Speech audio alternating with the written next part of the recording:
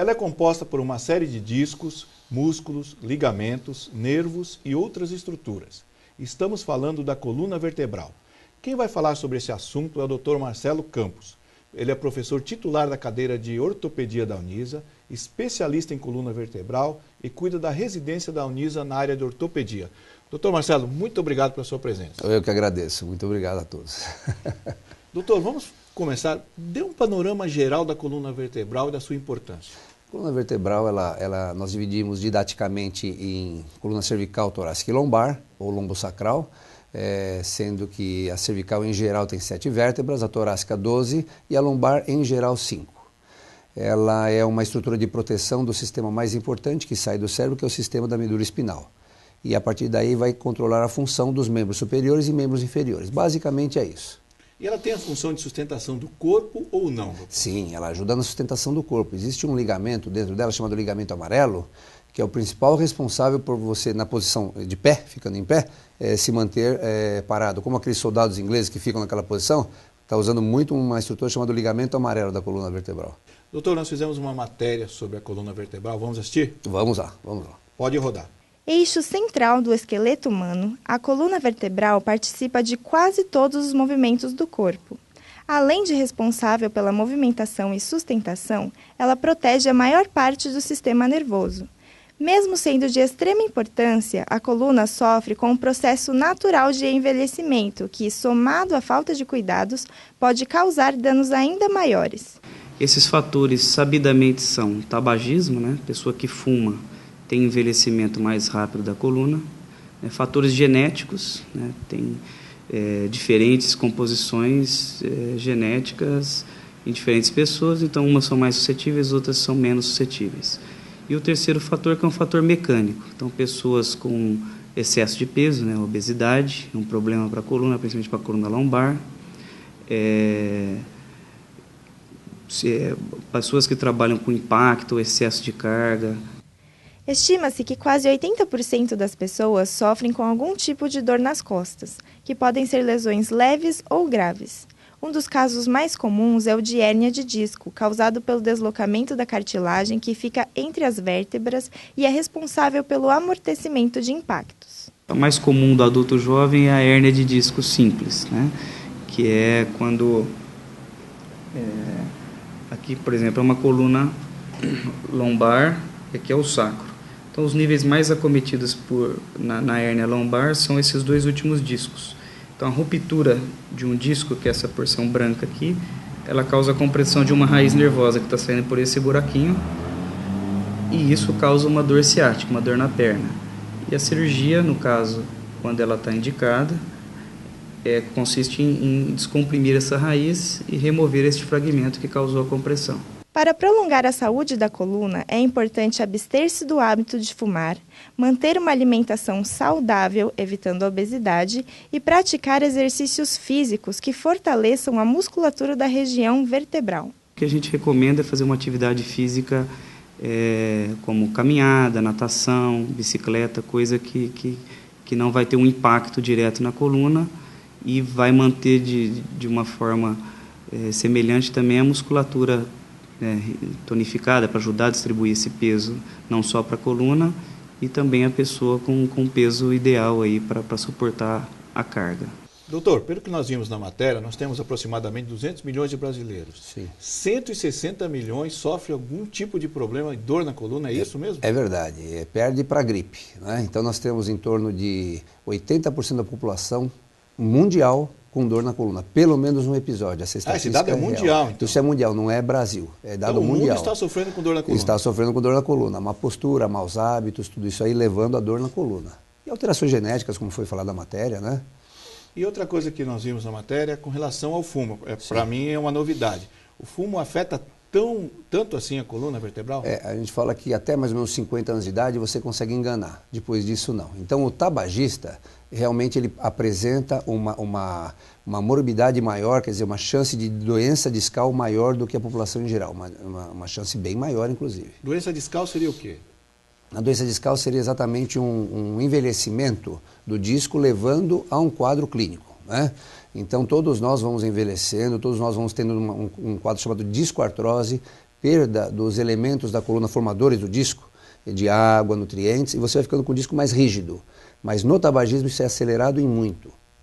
Quando você fala disso, são aquelas bolsas entre uma vértebra e outra. Entre uma vértebra e outra você tem como se fosse um amortecedor, que é o disco intervertebral, que tem duas porções basicamente. O ânulo fibroso, que envolve o disco, e o núcleo pulposo, que fica no meio, que é mais um gelzinho.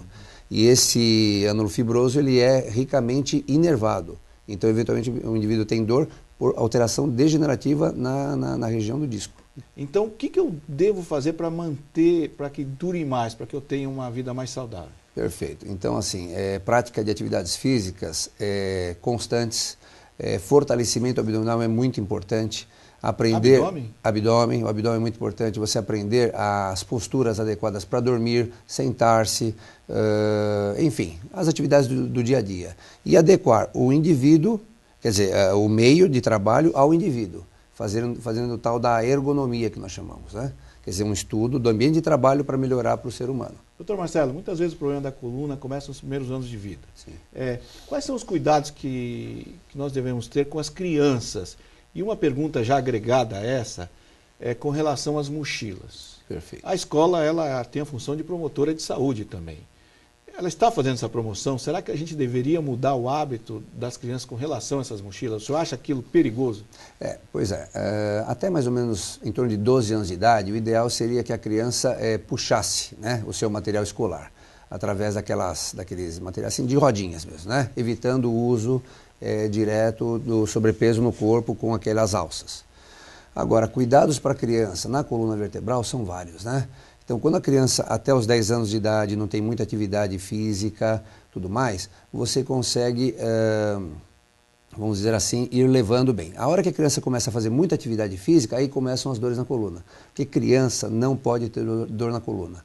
Criança com dor na coluna, algum problema tem. Seja o meio, como você falou, mochilas, quer dizer, você pode eventualmente falar nas escolas para que hajam armários, para as crianças deixarem aquele excesso de peso lá, para não ficarem transportando, às vezes sem necessidade, tanto material para casa e voltando, isso é uma medida. E orientar as crianças que façam atividades com menos impacto. Então, aqueles jogos infantis naturais, sem forçar muito o disco da coluna, porque ela está em formação. Até que idade vai a formação do disco? Então, o disco, quer dizer, a coluna vertebral, ela já está formada, pasme o grupo, né, todo nosso aqui, entre a 4ª e a 5ª semanas de vida intrauterina. Já está formada a coluna vertebral dentro do útero da mamãe. Agora, ela vai passando por um processo de fortalecimento, desenvolvimento, formação das curvas fisiológicas da coluna, quer dizer, as curvas do adulto, que são a lordose cervical, a cifose torácica e a lordose lombar. Então, isso tem um processo de amadurecimento. Em torno, gira mais ou menos no entorno da fase de crescimento, até uns 17, 18 anos de idade, mais ou menos. Então, até que idade a criança não pode ter dor? Então, nós falamos que criança com dor na coluna, abaixo de 10 anos, você tem sempre que pesquisar. Alguma coisa tem. Por exemplo, uma espina bífida, que é uma malformação na coluna, eventualmente uma postura muito inadequada no meio. Hoje, com esses aparelhos eletrônicos, a criança deixou de jogar bola, deixou de correr, para ficar ali teclando, e isso aumenta muito a pressão no disco. Já nessa fase, isso pode gerar má postura e dor. Já se encontra casos graves de problemas na coluna de criança? O senhor encontra isso? Olha, infelizmente nós não encontrávamos, mas, por exemplo, eu tive recentemente uma criança com 14 anos de idade com hérnia de disco, quer dizer, um evento extremamente raro, o disco ele explodiu, né? Ele abriu e levou um quadro grave que teve que ter uma ação cirúrgica muito rápida. E a obesidade, doutor? Como ela pode comprometer? A obesidade, ela é assim, existem duas maneiras de você ficar obeso, uma delas ao longo de muitos anos. Então, o corpo vertebral ele vai se adaptando àquela obesidade. Então, geralmente vão ser pessoas saudáveis até na parte de coluna. Mas existe aquela obesidade que é adquirida... O disco consegue se adaptar, ele consegue se fortalecer de alguma maneira? O disco consegue se adaptar, consegue se fortalecer, bem como a estrutura óssea, que vai criando como se fosse assim uma expansão, que nós chamamos de osteófitos, e vai aumentando a superfície de carga, para você poder distribuir melhor a pressão e ter menos dor. Então, quer dizer, isso é um fato de adaptação. Agora, aquela obesidade adquirida rapidamente, Essa é perigosa, porque você não tem a estrutura ligamentar, a estrutura discal, óssea e tudo mais muscular para fazer a sustentação adequada da coluna vertebral. E tensão emocional, ansiedade, depressão, pode ter alguma influência na coluna ou não? Pode ter, porque nós falamos que é um complexo, né? A coluna é um complexo. Ela é formada, como foi falado aí na matéria, por vários elementos. E um deles, importante, é a musculatura.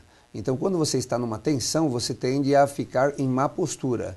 E, além disso, a tensão leva à compressão nervosa. E essa compressão é transmitida para a coluna e gera uma série de problemas aí, né? Do ponto de vista de dor, importantes. Com relação ao sono, existe uma forma ideal para dormir? E o que é inadequado no sono? Existe sim, existe a maneira correta de dormir. Em geral, é deitado de lado, né? Seja do lado direito ou do lado esquerdo, com as pernas semifletidas e, eventualmente, com um travesseirinho no meio das pernas. Isso é o ideal porque é a melhor posição de relaxamento da coluna vertebral. Quando o indivíduo dorme, como se chama de bruços, de barriga para baixo, você gera alteração em toda a estrutura normal da coluna vertebral, nas curvas fisiológicas que nós chamamos. E isso gera tensão muscular. A pessoa, às vezes, depois de 8, 10, 12 horas de sono, está com dor por conta dessa tensão. Então, o melhor é deitar de lado. Durante o dia, a gente acorda com uma altura e deve terminar o dia com uma altura diferente. É verdade. Existe essa influência? Existe, porque a própria pressão faz com que o disco sofra uma adaptação. Então, eventualmente, ao final do dia, você diminui aí em torno de 1 centímetro. Então, quem quiser disputar cada centímetro deve se medir logo cedo, logo pela manhã. Entendi. É verdade. E a partir de que idade já se deve tomar cuidado com a coluna? Então, precisa ser feito uma educação social importante a nível de escolas, né? Muitos professores de educação física ajudam nesse momento, porque são crianças que vão tendo ali já más posturas durante o esporte. Eles fazem uma manobra que você faz a flexão do tronco e consegue ver se já tem uma deformidade, chamada manobra de Adams, que você já consegue ver se tem alguma deformidade e já encaminha para a gente para tentar tirar aquelas causas que a gente chama de secundárias da dor. Escoliose, defeitos congênitos e assim por diante. Tem esporte que ele é muito perigoso para a coluna, que ele não é recomendado? Pois é. Se você pega um indivíduo, por exemplo, normal, que não tem nenhum problema congênito, em geral dá para fazer um judô, dá para fazer um futebol, dá para fazer um ciclismo, sempre orientando muito bem a postura e orientando o alongamento. Mas quando a criança já tem de base algum problema, por exemplo, tem um paciente que tem uma espondilolistese, que é um defeito de um escorregamento da vértebra, uma sobre a outra. Esse caso, para fazer esporte traumático, não dá para fazer. Nos Estados Unidos fizeram um estudo, por exemplo, com a coluna cervical, você faz uma medição do diâmetro do canal onde passa o nervo, chamado forame vertebral. Então, quando você tem um diâmetro abaixo de